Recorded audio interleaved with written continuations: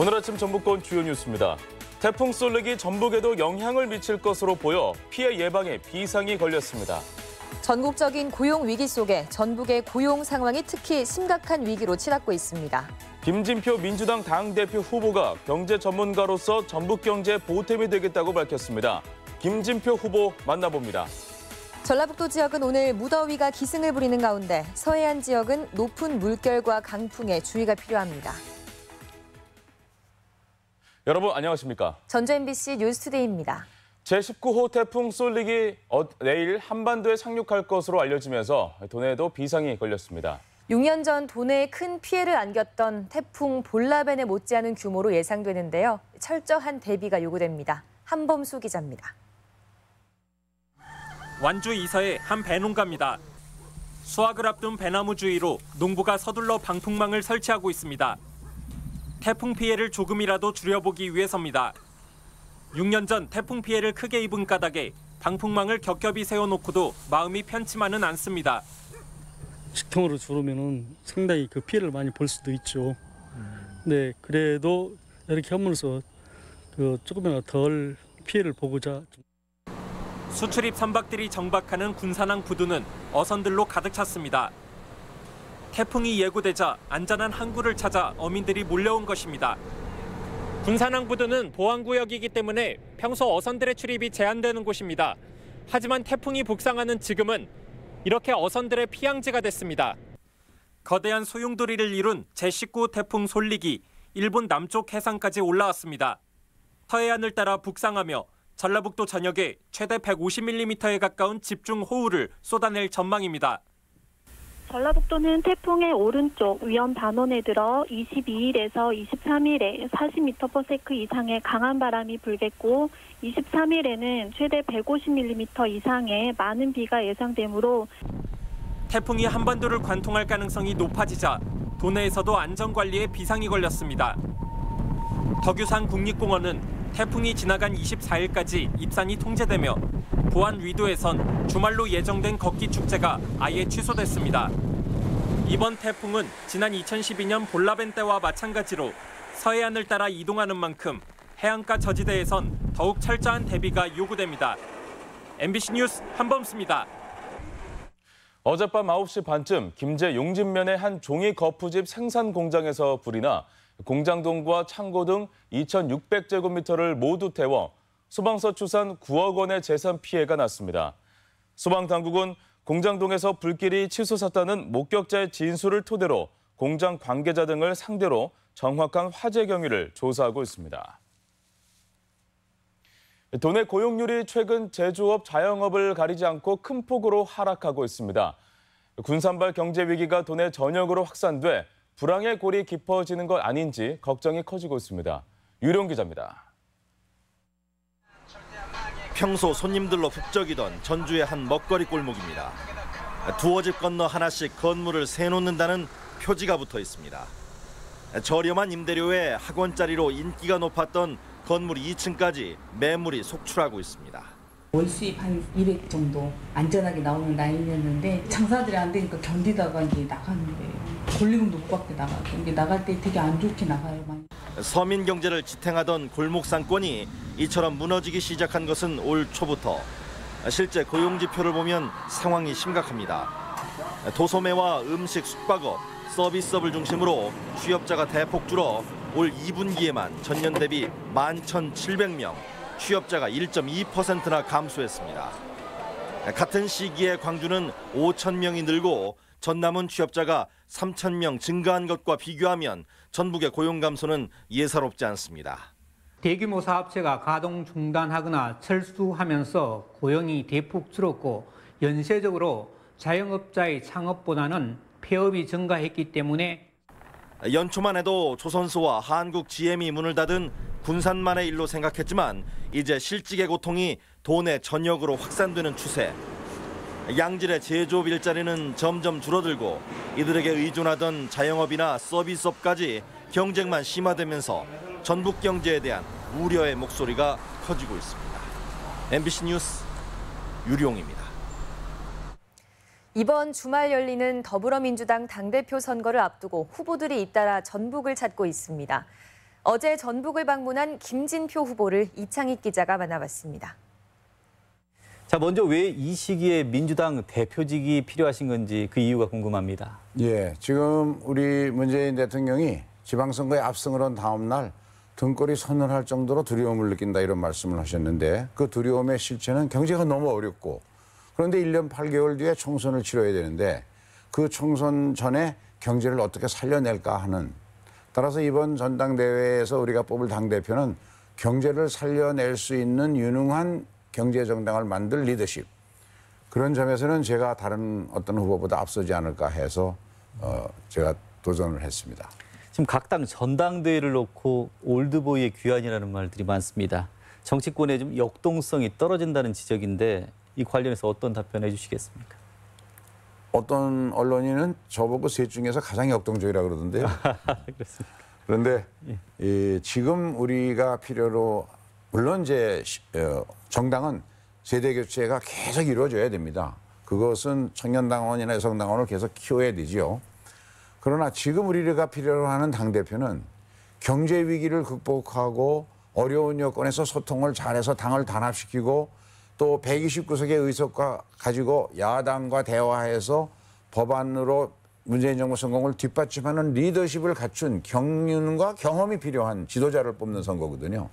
그것은 아무래도 정부에서 장관도 하고 또 여러 가지 다양한 원내대표, 정책위장 이런 경험도 하고 청와대에서 정책기획수석도 해보고 한 저 같은 당 정청을 모두 경험하고 또 우리 민주정부의 세 분의 대통령 김대중 대통령님, 노무현 대통령님, 또 문재인 대통령이 저를 그런 능력을 평가해서 중용하지 않으셨습니까? 그런 리더십을 가진 사람을 뽑는 당대표로서는 그것은 좀 해당이 안 되는 얘기 아닌가 싶습니다.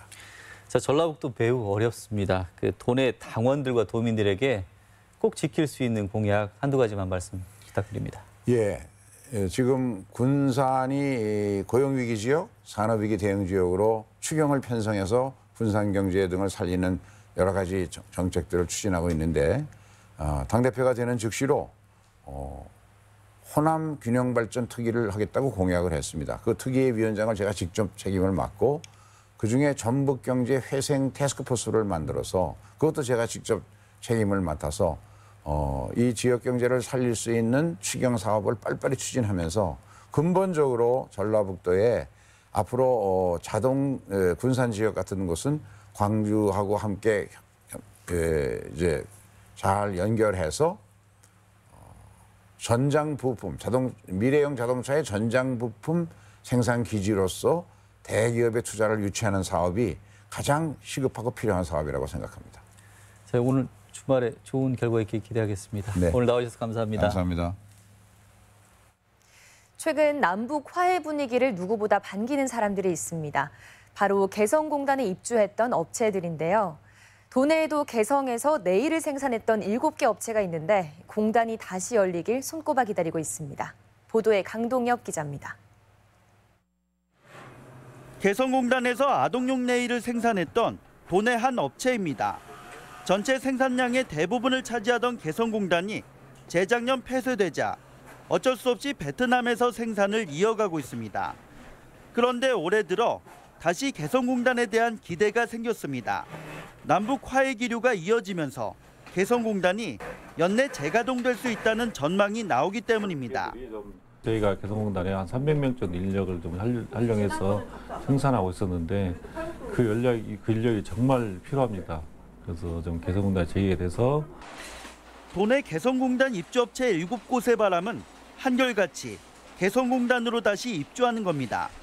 북한 주민들이 노동력은 최고 수준이지만 인건비는 적고 또 생산품이 국산으로 인증되기 때문입니다. 베트남은 북한에 비해 인건비가 2배가량 비싼 데다 노동력 유출이 잦아 품질을 갖추기가 쉽지 않습니다. 또 원료나 생산품을 비행기나 선박을 통해 보내야 해 납품 기한이나 가격 경쟁력을 맞추기도 어렵습니다. 사정이 이렇다 보니 업체들은 개성공단에 놓고 나온 시설과 장비를 점검할 수 있도록 정부에 북한 방문을 요구하고 있습니다. 개성공단 재가동은 북한의 완전한 비핵화와 유엔 대북 제재가 끝나야 현실화될 전망입니다.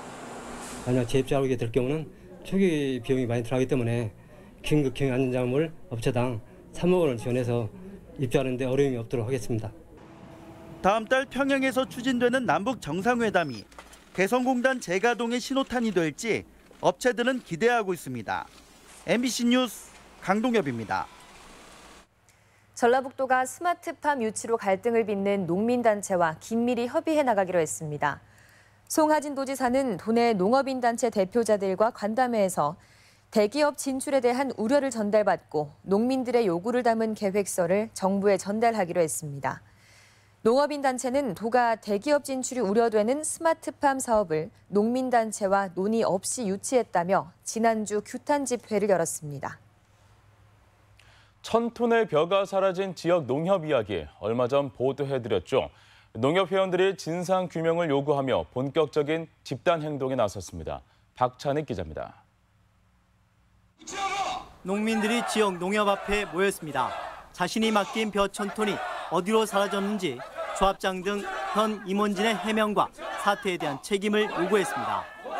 이들은 또 조합장에 대한 수사도 촉구했습니다.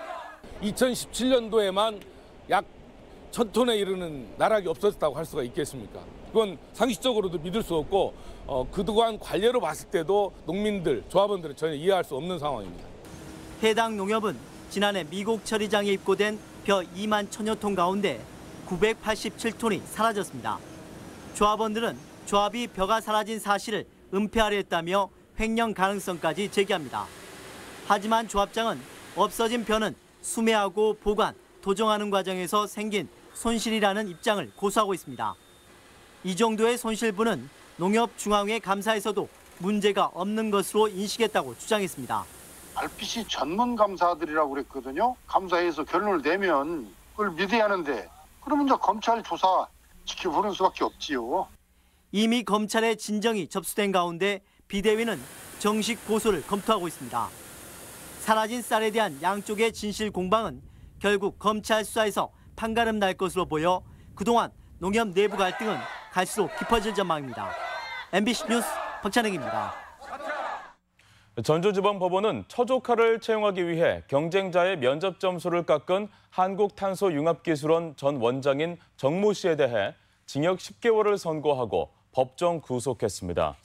정 전 원장은 지난해 4월 행정기술직 직원을 뽑는 과정에서 처조카 A씨를 채용하도록 인사부서에 지시하고 외부 면접위원회 점수를 고친 혐의로 기소됐습니다. 폭염 속에 녹조가 잇따르고 있지만 도내 주요 상수원은 안전한 것으로 나타났습니다. 전라북도는 지난주 용담댐과 섬진강댐 등 도내 주요 상수원댐 4곳을 검사한 결과 유해 남조류가 나타나지 않았다고 밝혔습니다. 전라북도는 폭염 속에 조류 경보가 발령 중인 만큼 수질 모니터링과 녹조 원인 물질을 배출하는 가축 분뇨 시설 관리를 강화한다는 계획입니다.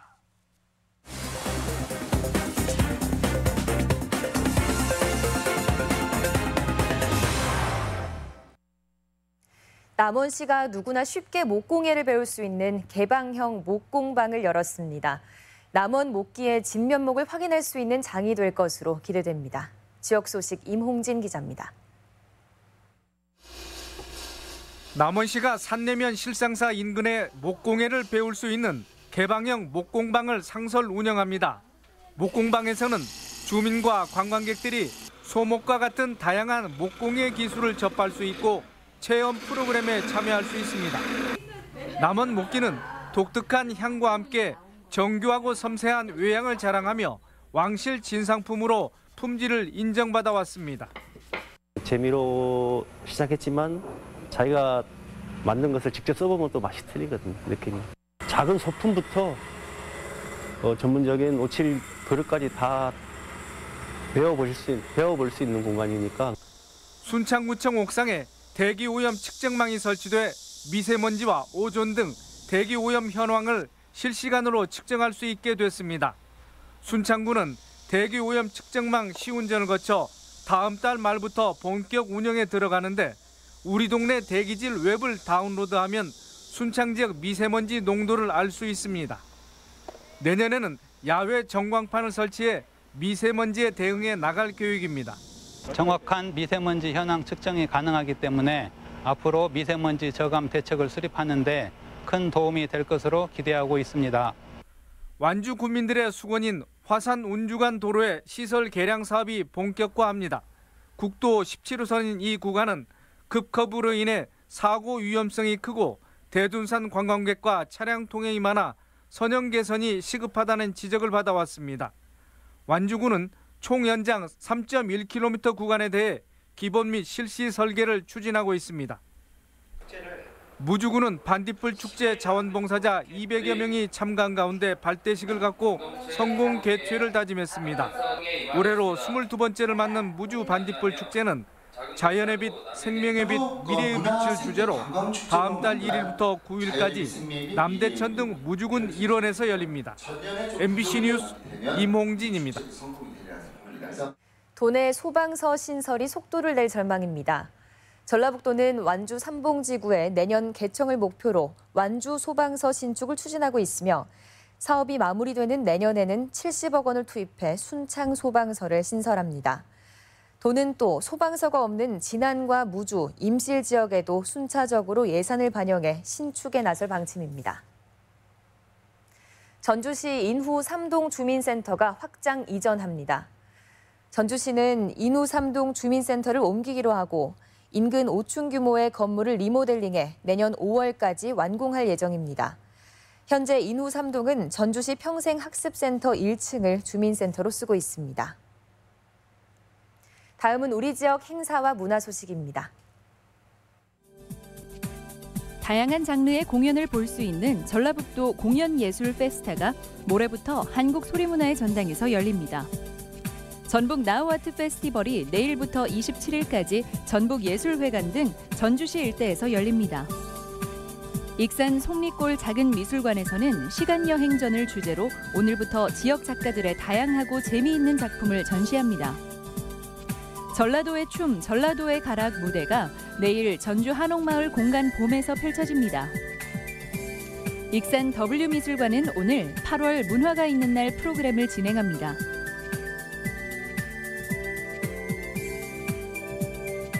제15회 에너지의 날 기념 행사가 오늘 전주시청 강당에서 있습니다.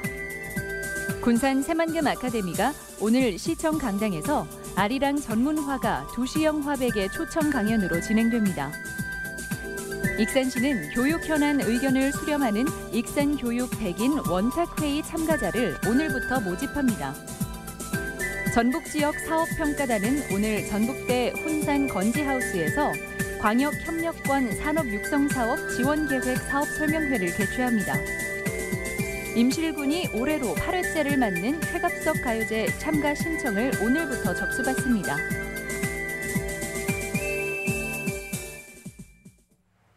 (8월 22일) 수요일 전북권 날씨입니다. 전라북도 지역은 오늘 도내 전역에 폭염특보가 내려진 가운데 북상하는 태풍 쏠릭의 영향으로 밤부터 차차 흐려지겠습니다. 미세먼지 농도는 좋음 수준을 보이겠습니다. 지역별 최고 기온입니다. 전주 35도, 순창 34도, 동북권은 무주 35도, 진안 33도, 서해안권은 군산 33도, 부안 34도 등을 기록하겠습니다. 바다의 물결은 서해남부 앞바다에서 2에서 4m, 먼바다는 최고 5m까지 높게 일 전망이어서 해안가 저지대 침수와 강풍에 따른 시설물 관리에 주의가 필요합니다.